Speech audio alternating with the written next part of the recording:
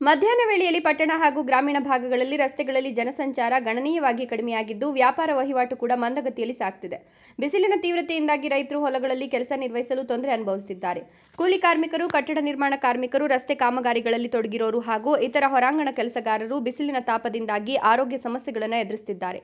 ತಾಲೂಕು ಆರೋಗ್ಯಾಧಿಕಾರಿ ಅಕ್ಷಯ್ ಶ್ರೀನಿವಾಸ್ ಮಾತನಾಡಿ, ಇತ್ತೀಚಿನ ದಿನಗಳಲ್ಲಿ ನಮ್ಮ ಸರ್ಕಾರಿ ಆಸ್ಪತ್ರೆಗೆ ಬಿಸಿಲಿನ ತಾಪದಿಂದ ಉಂಟಾಗುವ ದೇಹದ ನೀರಿನ ಕೊರತೆ, ತಲೆನೋವು, ಜ್ವರ, ದೌರ್ಬಲ್ಯ ಹಾಗೂ ವಾಂತಿ ಸಮಸ್ಯೆಗಳೊಂದಿಗೆ ರೋಗಿಗಳು ಹೆಚ್ಚಾಗಿ ಬರುತ್ತಿದ್ದಾರೆ.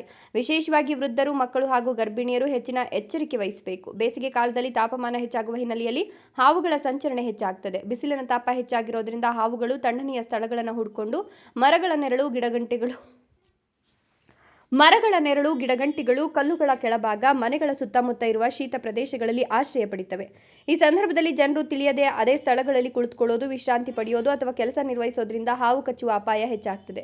ವಿಶೇಷವಾಗಿ ಗ್ರಾಮೀಣ ಪ್ರದೇಶಗಳಲ್ಲಿ ರೈತರು, ಕೂಲಿ ಕಾರ್ಮಿಕರು ಮತ್ತು ಮಕ್ಕಳು ಹೆಚ್ಚಿನ ಜಾಗ್ರತೆ ವಹಿಸಬೇಕು. ಹಾಗೂ ಅತಿಯಾಗಿ ತಣ್ಣಗಾಗಿರುವ ಐಸ್ ಕ್ರೀಮ್, ತಣ್ಣೀರು ಪಾನೀಯಗಳು ಹಾಗೂ ಫ್ರಿಡ್ಜ್ನಿಂದ ತೆಗೆದ ತಕ್ಷಣದ ತಂಪು ಪದಾರ್ಥಗಳನ್ನು ಸೇವಿಸುವುದನ್ನು ಸಾಧ್ಯವಾದಷ್ಟು ತಪ್ಪಿಸಬೇಕು.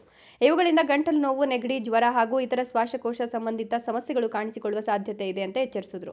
ಆರೋಗ್ಯ ಕಾಪಾಡಿಕೊಳ್ಳಲು ಜನರು ದಿನದಲ್ಲಿ ಹಲವು ಬಾರಿ ಸ್ವಚ್ಛ ನೀರು ಕುಡಿಬೇಕು. ತಂಪಾದ ಮಜ್ಜಿಗೆ, ಎಳ್ನೀರು, ದಾಳಿಂಬೆ, ಕಲ್ಲಂಗಡಿ, ದ್ರಾಕ್ಷಿ ಸೇರಿದಂತೆ ಹಣ್ಣು ಹಂಪಲು ಸೇವಿಸೋದು ಉತ್ತಮ. ಮಧ್ಯಾಹ್ನ 12 ರಿಂದ 3 ಗಂಟೆವರೆಗೆ ಅಗತ್ಯವಿಲ್ಲದೆ ಹೊರ ಸಂಚಾರ ತಪ್ಪಿಸೋದು ಒಳ್ಳೆಯದು. ಹಗುರವಾದ ಹತ್ತಿ ಬಟ್ಟೆಗಳನ್ನು ಧರಿಸೋದು ಹಾಗೂ ತಲೆಯ ಮೇಲೆ ಟೋಪಿ ಬಳಸೋದು ಸಹಾಯಕವಾಗುತ್ತದೆ ಎಂದರು. ಶಾಲೆಗಳಲ್ಲಿ ಶಿಕ್ಷಕರು ವಿದ್ಯಾರ್ಥಿಗಳಿಗೆ ಬಿಸಿಲಿನಿಂದ ರಕ್ಷಿಸಿಕೊಳ್ಳುವ ಬಗ್ಗೆ ಜಾಗೃತಿ ಮೂಡಿಸಬೇಕು. ಮಕ್ಕಳು ಆಟವಾಡುವ ಸಮಯವನ್ನು ಬೆಳಗ್ಗೆ ಅಥವಾ ಸಂಜೆ ವೇಳೆಗೆ ಮಾತ್ರ ಸೀಮಿತಗೊಳಿಸುವಂತೆ ಸೂಚಿಸಲಾಗಿದೆ.